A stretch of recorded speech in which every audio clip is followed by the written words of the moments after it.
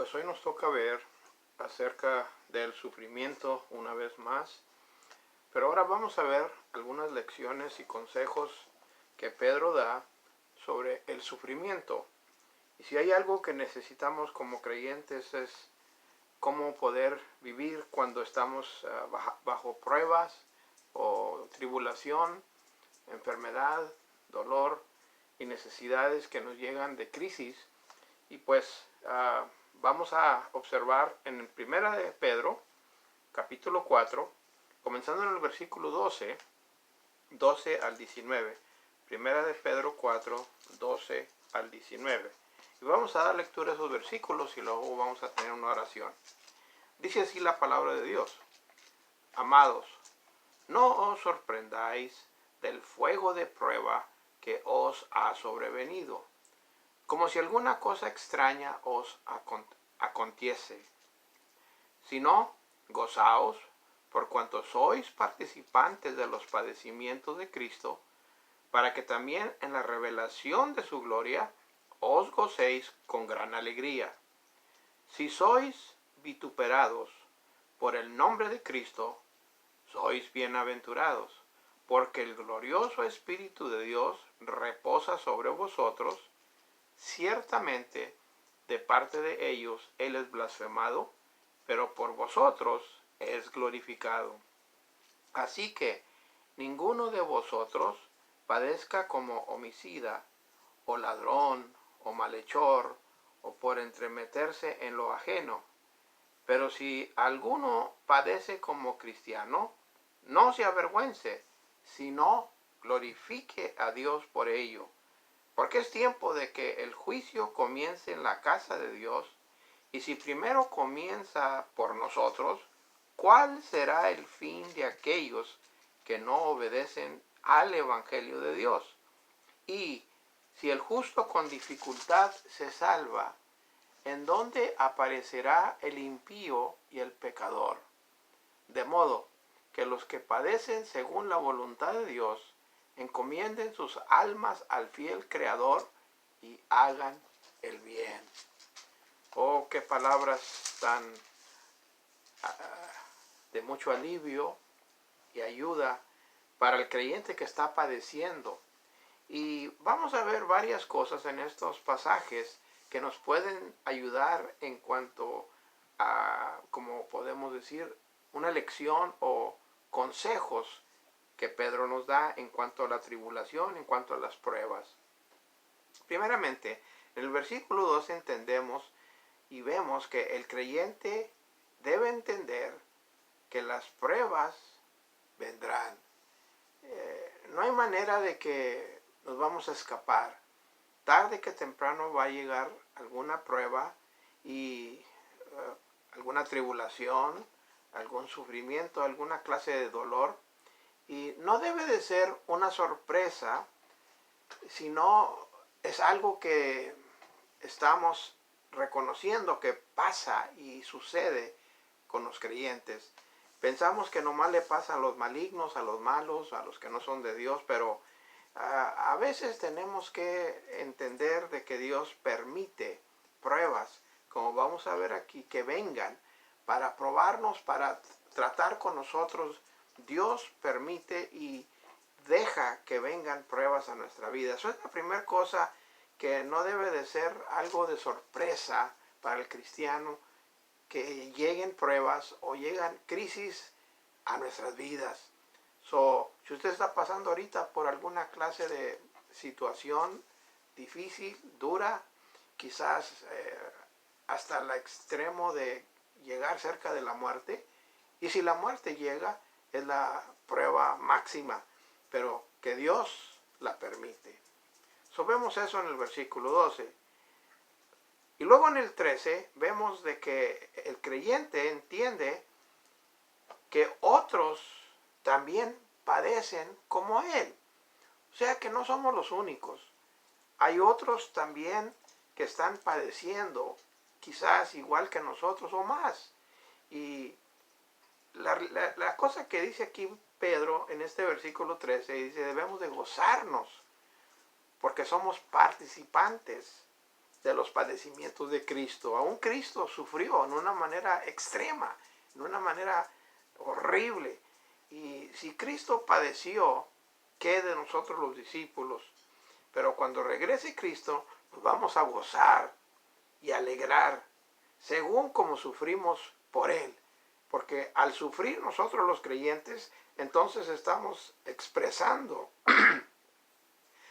que aún en su presencia nos vamos a gozar con gran alegría. ¿Qué gozo va a ser cuando terminen aquí las pruebas que quizás 70, 80 años, en los tiempos que Dios nos da, y en esos tiempos todos los padecimientos que lleguen a su culminación y que nuestros hermanos junto con nosotros hemos padecido, un día vamos a gozarnos para siempre, porque ya nunca más habrá tribulación, prueba o padecimientos. Qué alegría, qué gozo va a ser cuando estemos en ese día.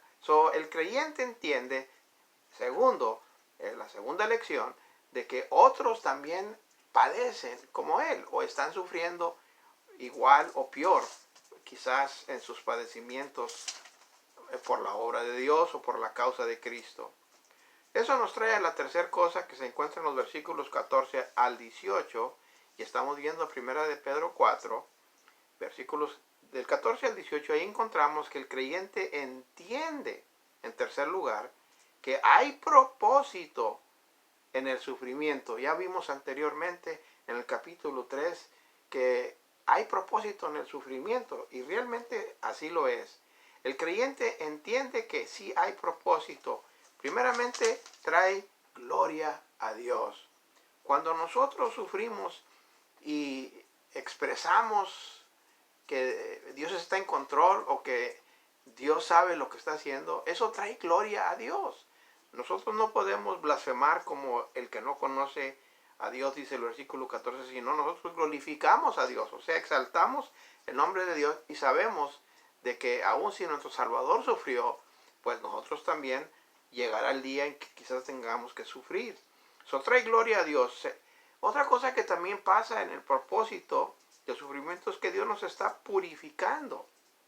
Por eso dice aquí que no debemos de padecer como homicida, como ladrón, como malhechor o por entremeterse en lo ajeno, sino padece el cristiano y no debe de avergonzarse cuando sufre o padece diferentes clases de situaciones, sino debe de glorificar a Dios por ello.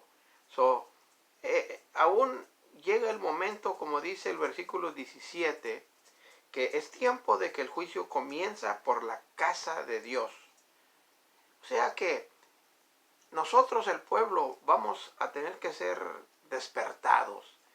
El pueblo de Dios se duerme a veces o se acomoda porque las cosas están en orden, las cosas están muy bien, pero como ahorita en esos tiempos que no podemos ir al templo, ahorita que no podemos juntarnos como iglesia, entonces es un tiempo de prueba, es un tiempo de cómo vamos a reaccionar, es un tiempo de que podemos todavía así, a pesar de que no podemos juntar, podemos como quiera hacer la obra de Dios, podemos aún quizás despertarnos, realizar en verdad que son tiempos críticos, son tiempos difíciles, son tiempos de prueba, son tiempos en que necesitamos despertar y salir de la situación en que nos encontramos, de estar cómodos y realizar que ha llegado el tiempo de que el juicio de Dios caiga primeramente sobre la casa de Dios. ¿Quién es la casa de Dios?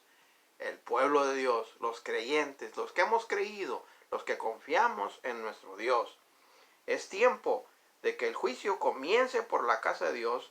Y si primero comienza con nosotros, dice Pedro, ¿cuál será el fin de aquellos que no obedecen al Evangelio? O sea, ¿qué de aquellos que no creen o que no aceptan, no reconocen el mensaje de Dios? Si dice, continuando Pedro en el versículo 18, si el justo con dificultad se salva, ¿en dónde aparecerá el impío y el pecador? O sea, si el creyente tiene que pasar por muchas pruebas y dificultades y conflictos y tiempos difíciles, ahora aquellos que no conocen, que no reconocen y que continúan en su pecado y que siguen adelante ignorando el mensaje de Dios. Qué trágico y qué triste. Por eso nosotros debemos de despertar y seguir tratando de ayudarlos a que busquen al Señor, a que respondan y ser testimonio de que nosotros creemos, a pesar de las circunstancias, creemos en nuestro Dios, de que hay propósito aún en el sufrimiento. Hemos visto que trae gloria a Dios, purifica al creyente y aún despierta al pueblo de Dios las pruebas, las tribulaciones, las circunstancias que nos llegan. Y el último consejo que nos da aquí en el versículo 19 Pedro sobre el sufrimiento es de que el creyente reconoce quién está en control de la situación. Las pruebas, por más difíciles que sean, más dificultosas que pasemos, según la voluntad de Dios, porque Dios es el que permite o deja que vengan las cosas, como lo vimos en la historia de Job, que Job era un hombre recto, era un hombre que caminaba bien con Dios, según Dios, era el mejor de los que había en aquel tiempo en donde quiera, y por eso el diablo llegó y pidió permiso.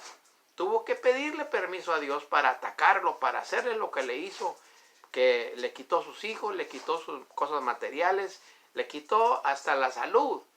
Pero Job, como quiera, se confió en Dios. Y aún no sabiendo la razón por qué es que tuvo que sufrir, hasta después que Dios le explica y Dios le da a entender que Dios lo estaba probando. Y él, cuando abrió sus ojos en realidad y pudo ver a Dios, entonces pudo entender y pudo saber que aún Dios, a pesar de las circunstancias, a pesar de todo, se encomendó, como dice aquí Pedro, que nos debemos de encomendar a nuestro Dios. Ahora, el creyente, entonces, por último, dice que debemos de confiar y depositar aún y saber quién está en control. Y el que está en control es Dios. Pero aquí a Dios lo describe como el fiel creador, como el creador fiel que lo es, que así como Él creó todas las cosas y todo tiene su propósito, aún como enseñó Jesucristo allá en Mateo, en el Sermón del Monte, que así como las aves, que ellas no se preocupan, ellas no tienen úlceras, ellos no tienen necesidades de nada, simplemente confían en que Dios les va a dar su alimento. Las aves que Dios creó, las aves que Dios hizo, aún no tienen necesidad de nada. Así los animalitos, igual ellos fueron creados por Dios y dependen de Dios. Mucho más nosotros, que somos más importantes. ¿Qué no se va a atender Dios a nosotros? Así como las flores hermosas que Dios cría, para la noche, para la tarde, quizás para el siguiente día ya se murieron. Ahora nosotros somos más importantes. Y aun cuando padecemos, porque es la voluntad de Dios, y sufrimos, ahora entendemos que Dios permite, venga lo que venga, pase lo que pase, aún entendemos de que Él es el que está en control. El Creador nos protege y sabe las necesidades que tenemos, y siendo que Él es el Creador, que puso todas las estrellas en su lugar, que mantiene este mundo y al sol y los planetas en orden, ahora, ¿usted cree que no va a mantener nuestra vida y que va a controlar las cosas que pasan a su vida y a mi vida? Eso es parte del consejo que nos da aquí Pedro. Pero concluye diciendo, y hagan el bien. O sea, no importa nuestra circunstancia y situación. La meta es, a pesar de los problemas, a pesar de las circunstancias, tenemos que hacer el bien. Debemos de hacer el bien. Porque entendemos quién está en control. Ojalá que estas lecciones le ayuden a usted si está sufriendo, de que tenemos que realizar que pruebas van a llegar. Tenemos que entender que no importa la circunstancia, no importa lo que pasa, otros también están sufriendo. no nomás usted, no nomás yo. Otros hermanos están quizás en una situación más triste, más trágica, más difícil. Y luego también hay propósito y razones porque Dios permite que vengan las pruebas, las crisis a nuestra vida, para que así nosotros seamos aún purificados y así nosotros también podamos acercarnos a Dios, buscar a Dios, y a través de eso cría un avivamiento, un despertamiento. Por último, vemos quién está en control de las pruebas y de las crisis y de las tribulaciones. El fiel Creador. Siendo así que Él está en control, hagamos bien aún aquel que nos hace mal. Hagamos todo bien que sea posible de nosotros para traer gloria a nuestro Dios. Si usted está sufriendo hoy en este día, si está pasando por una enfermedad, por quizás a una crisis de salud o cualquier cosa sea su situación, recuerde, ponga su confianza en el fiel Creador. El que nos creó está en control. Gloria sea el nombre de Dios.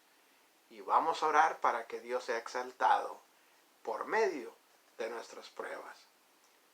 Gracias, Señor, le damos porque el sufrimiento, la tribulación y las pruebas, usted las permite. Y a través de ella nosotros crecemos y podemos ser purificados y podemos despertar de nuestras quizás necesidades que tenemos hacia usted, confiar en usted. Gracias porque usted está en control de todo. Usted es el fiel creador y así como nos creó, usted creó todo para dar gloria a su nombre. Ayúdenos a exaltarle y un día gozarnos para siempre cuando terminen las pruebas y las dificultades, y no importa qué, hasta la muerte que llegue a nuestra vida, podamos traer gloria y honra a usted y que podamos hacer el bien a los demás. Ayúdenos, Padre, para poder hacerlo. Esa es nuestra oración. En el nombre del Señor Jesús se lo pedimos. Amén.